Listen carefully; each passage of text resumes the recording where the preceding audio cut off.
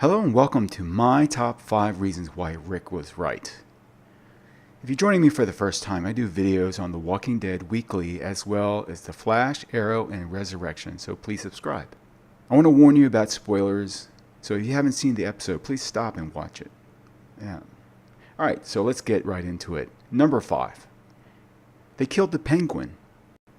Remember Sam, the one half of the scared people locked upstairs in episode 404? When Rick and Carol go on a supply run?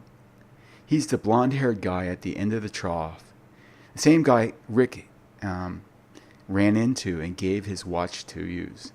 Carol later finds that watch that Rick gave him in the room full of stuff. This is the same actor that plays the Penguin on Gotham.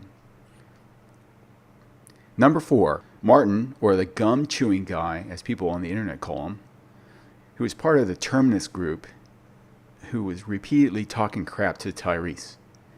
He made threats, and at one point it looked like he was going to kill baby Judith. At the last moment, Tyrese burst through the door and gave him the beating of his life.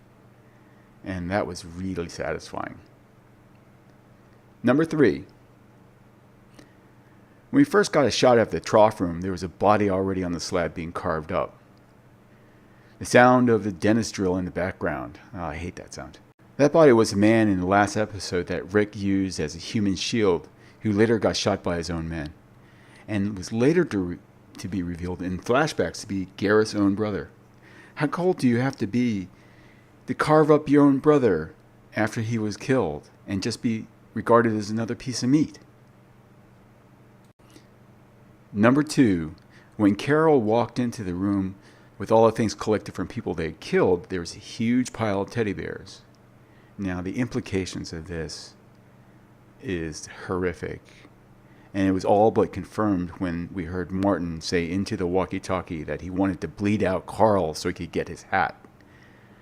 So they killed children so they could eat them? Just imagine the scene at the trough. Instead of guys, they were little girls. How horrific would that have been? Of course, they would have never shown it, and I would have been done. Number 1. Showrunner Scott M. Gimple has said that Terminus was a place of institutional evil. People had just accepted this way of life, and it was just a job. Compare this place to Woodbury. They wanted a normal life, and for the most part, except for the heads and the fish tanks and the zombie fights and the fact that the leader was a madman, it was a pretty nice place. They had families, they had school, they had a normal life.